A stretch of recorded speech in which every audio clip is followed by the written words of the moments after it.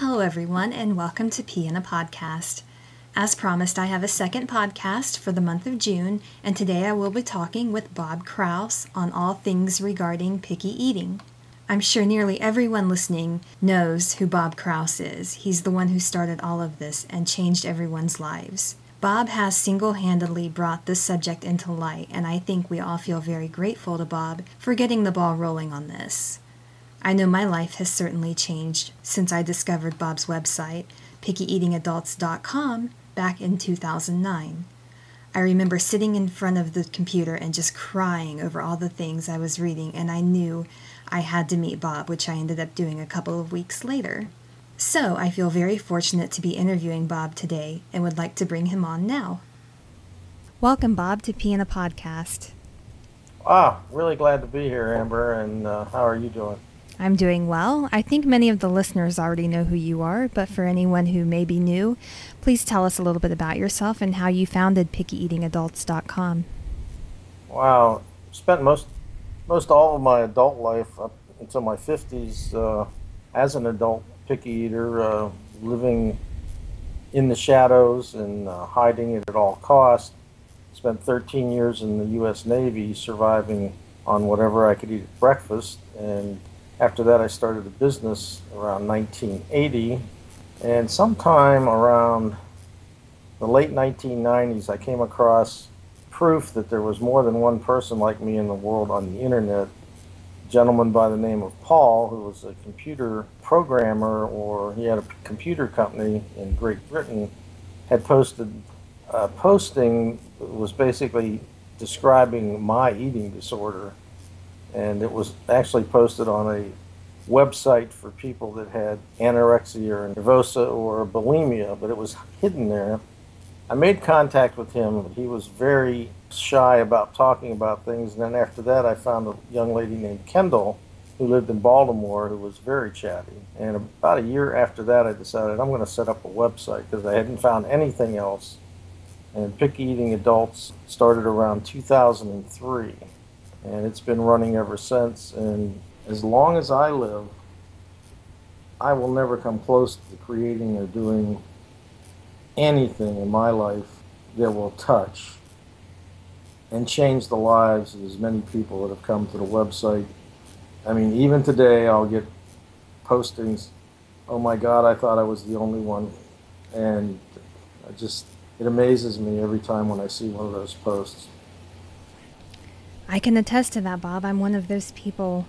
I thought I was the only one. When I found your website, I was extremely skeptical, and I saw Bob's story, and I started to read through it, and then I saw that you would go to dinner and eat French fries and drink beer, and that's when I thought, uh-oh, wait a minute. And I started to read closer, and then I started to read more, and then I went to the message board and started reading everything that I could, and I was in shock. I don't even know any other way to describe it. Shock was... But wasn't there kind of an excitement about it? Knowing that, man, I'm not the only one? I think excitement came later. I mean, as a child, I used to think I must be from Mars.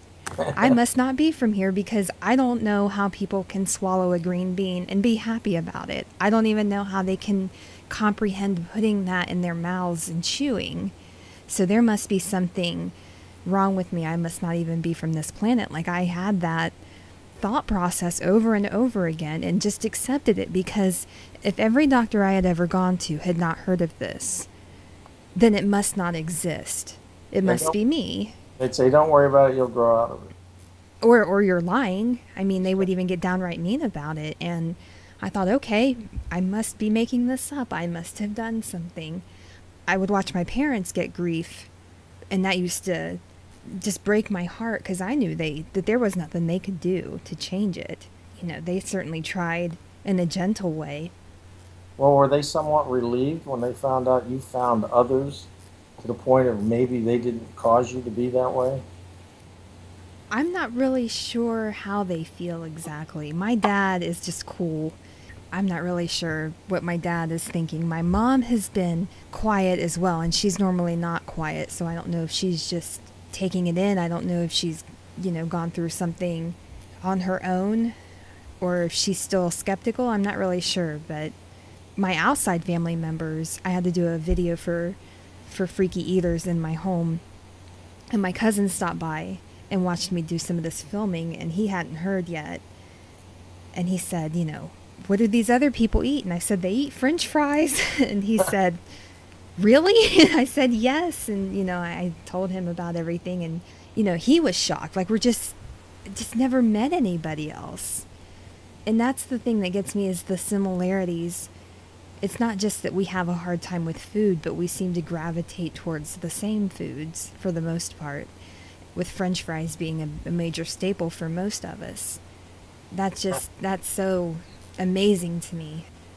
The big break on picky eating adults was when the Washington Post found it, and they had an article with my picture in it on the front page, and everybody that knew me suddenly saw that article. And the people were joining the support group so fast I couldn't keep up with it for 2 or 3 days after that. And now we've moved along, and we've got over 2,000 members, and we've had at least 10,000 come and join and leave at one time or another in the last almost 10 years now. Did the Washington Post find you on their own, or did you seek out the publicity for it? Somehow they were doing an article on picky eating in adults or something, and they stumbled on the website, and I think her name was Ann Gower or Amy Gower. Had a conversation with her, and that's when the article was published. And the same author also did a piece on NPR radio in Washington, D.C. But that was the big break that got the website recognized, and probably even today, if you put in the term picky eating adult on a Google search, it'll probably still come up as one of the first things you'll see. I wonder what prompted them to do that story. Did they ever say? No, I never really got into that, or maybe one of the staff members there or something might have had a problem with picky eating. It was also about the time I got contacted by the production company in Great Britain that did the original Freaky Eaters. Contacted me also, looking for people in Great Britain to be on their very first Freaky Eaters show. So in some regards, the pickyeatingadults.com website may have had some inspiration into the Freaky Eaters show that was originally shown in Great Britain. Have you ever seen any of the Freaky Eaters from Great Britain? I've only seen the one with Sarah, which was my counterpart, I guess, over there. It was very depressing at the ending. It was very depressing, and it's a shame that that's the way they intend to paint these stories for people who come on the show. Well, I got the impression from communicating with some of the people on that show that they really didn't realize what they were getting involved with when they first started the show. And Sarah was a prime example. If you notice on that show, that I think they took 30 days to help her, and the show was an hour long. And they come to find out they're dealing with much more than what they thought they were going to have to do. That'd be neat to talk to Sarah. It would be neat. I asked them when I did the show if they knew how to get a hold of her, and I mean, none of them that I worked with had even heard of her. They hadn't seen her episode at all. So that's pretty neat that they weren't even watching the British productions. No, I know. I started talking about Sarah, and they were like, who's that? And I said, didn't you watch that? And they said, no, we didn't see any of those episodes. So. Well, I think one of the biggest concerns for picky eaters and their loved ones is the health issues. Wouldn't you say that's probably, out of all the inquiries you get from first-time communicators and new members, that's one of the things they ask you about? I know that was my biggest concern when I looked up picky eating adults. It goes back to the, you're not going to live to be 30, 40, 50. And I was always looking for something to help out with that, to get the vitamins so that I could make it to 40. And then when I found you, and you had made it to 63, I think, when I met you. That's about right. That was a surprise. And then, a lot of the medical questions always came about. What would you say the biggest question you get on a regular basis would be in that regards?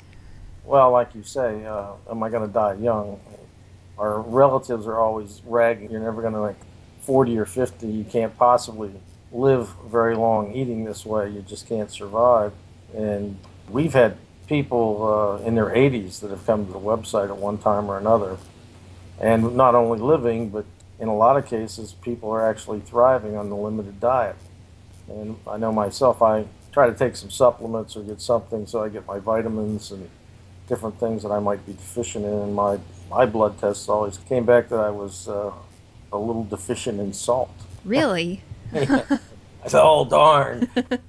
That's about the only thing I've had recently, and not exactly sure why I was a little deficient in salt, because I certainly do my best to overdo it sometimes.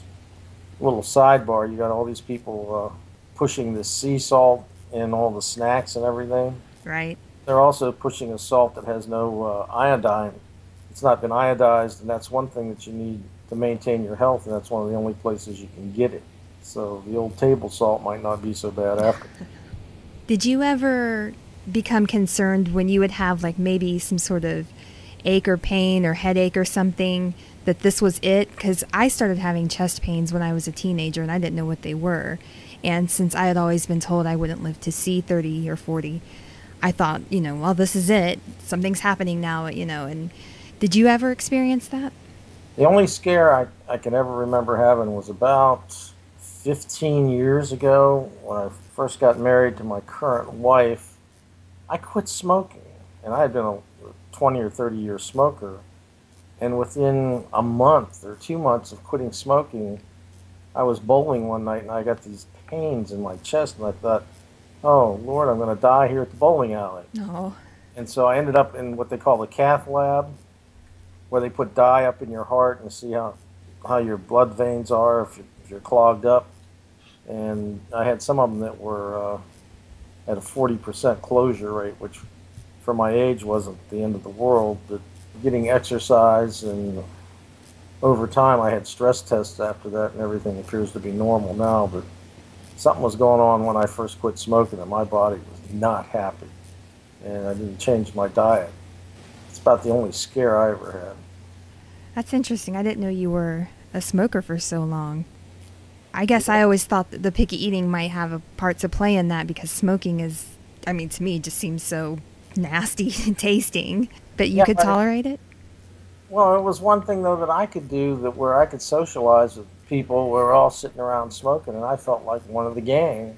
And Oh, of course, it is makes addictive, sense. but I would never want to go back to it. Now, when you talk about alcohol, about the only type of alcohol that I can tolerate is a cold beer.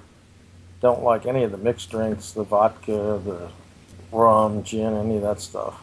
And I'm sure that has something to do with my senses not really liking it. And again, drinking the beer, I can a lot of times get to a party or some social event, well, I can get a beer in my hand and walk around with it. Don't get as much interest in why I'm not eating it. It's true. During the amount of time you've been running pickyeatingadults.com, have you ever discovered any sort of treatment method that helps with the picky eating, or any success stories that have come along for someone who says that it's worked and for a fact that they started this way and was able to completely turn it around? It's a really good question. True success stories have been few and far between, and even some of those still have limitations. The one thing that does appear to work is where people chain from something they eat, or they eat two different things and it's similar to something else, and you can move from one thing to another. Heard a lot of results on that, but as far as somebody going from being an extreme picky eater like myself to being a foodie, not so good. I know there was one poster that came to the website, and he was proud of himself because he had forced himself to learn how to eat all these different foods so he could go into any type of restaurant and find something in there that he could force down. He was all proud of himself, but where's the joy in that? I agree. There's no joy, and I've mentioned on the website that I found myself having to eat fruit cocktail for a year, and it's a long story I don't want to get into, but from day one to the last day, there was no difference in my tolerance or whether I ever enjoyed it. I never got to where I liked it. It was always a chore to gag that stuff down. So, people say, well, just try it, you'll like it. And in their mind, they're thinking, well, I like it, so why wouldn't somebody else like it if they just give it a chance? And they don't understand that our world of culinary delight is way different than theirs. What about hypnosis? Hypnosis can put you in a good frame of mind to try something new, to relax you so you might try something new. But we've had people report, oh, I've gotten into this hypnosis and now I'm trying some things. And then you tend to not hear any more about it after that. And the truth is that other than putting them in a favorable mind to try something, it still doesn't overcome the texture issues, the gagging, and the sensory issues. And after a while, they probably get despondent and quit. At least that's my opinion. I've never had anybody come and say, yeah, hypnosis cured me. Do you think there should even be a cure for adult picky eating?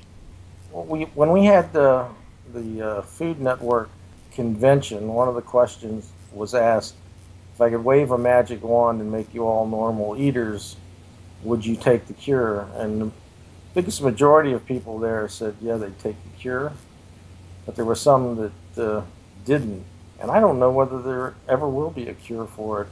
At one time, I thought maybe if you catch children young, you might have a better chance, but I've started to wonder about that one too. And there's a lot going on. Part of this could be in the autism spectrum, Asperger's, OCD. There's all sorts of things going on here.